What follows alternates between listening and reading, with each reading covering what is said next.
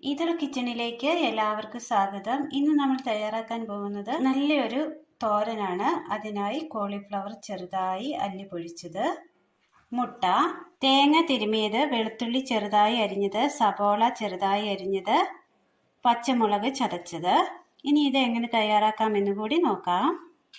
ഒരു ചട്ടി അടുപ്പത്ത് വെച്ച് കൊടുത്തതിന് ശേഷം അതിലേക്ക് അല്പം വെള്ളം ഒഴിച്ചു കൊടുക്കാം. ഇതിലേക്ക് ചെറുതായി അരിഞ്ഞു വെച്ചിരിക്കുന്ന കോളിഫ്ലവർ ചേർത്ത് കൊടുക്കാം. സബോള, തേങ്ങ തിരുമിയത്,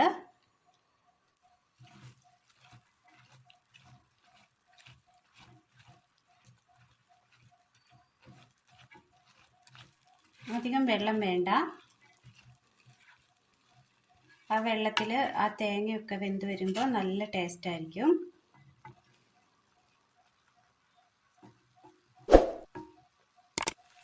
ഇതിന് മുകളിലായി അല്പം ഉപ്പ് തൂവി കൊടുക്കാം. മൂടി വെച്ച് വേവിച്ചെടുക്കാം.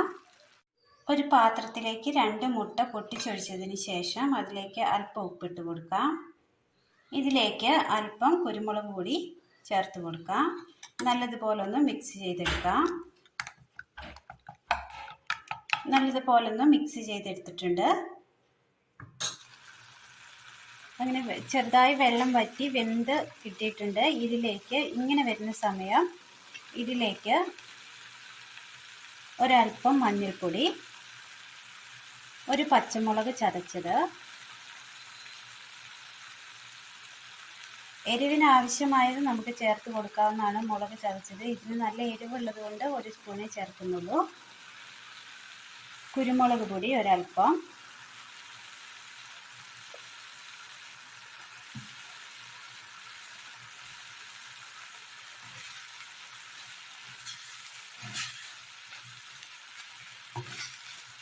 വളരെ നല്ല ടേസ്റ്റാണ്. എല്ലാവരും ഒന്ന് ചെയ്ത് നോക്കി അഭിപ്രായങ്ങൾ കമൻ്റായി അറിയിക്കണേ.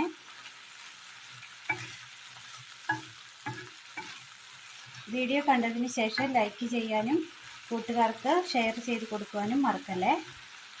നല്ലതുപോലെ വെള്ളമൊക്കെ ഒന്ന് വറ്റി വന്നിട്ടുണ്ട്. ഇതൊരു പാത്രത്തിലേക്ക് മാറ്റി വെക്കാം. ചട്ടി ചൂടായി വരുമ്പോൾ അല്പം എണ്ണ ഒഴിച്ചു കൊടുക്കാം. ചൂടായ എണ്ണയിലേക്ക് കടുക് ഇട്ട് കൊടുക്കാം.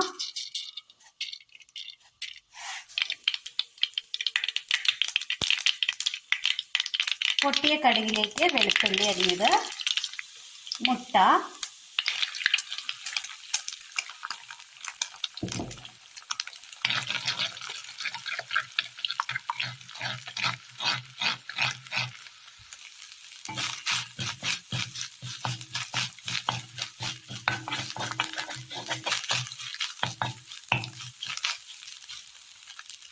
ഇതിലേക്ക് വേവിച്ച് വച്ചിരിക്കുന്ന കോളിഫ്ലവർ ചേർത്ത് കൊടുക്കാം.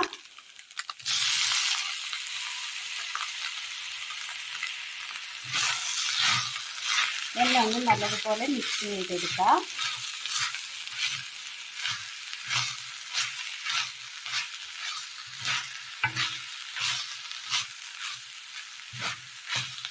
കുട്ടികൾക്കും മുതിർന്നവർക്കും ഒരേപോലെ ഇഷ്ടപ്പെടുന്ന രീതിയിലാണ് നമ്മൾ ഇന്ന് തോരൻ തയ്യാറാക്കിയിരിക്കുന്നത്.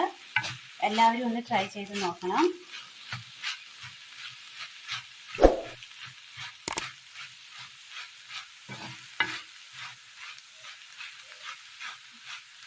ഇതിന് മുകളിലായി കറിവേപ്പില,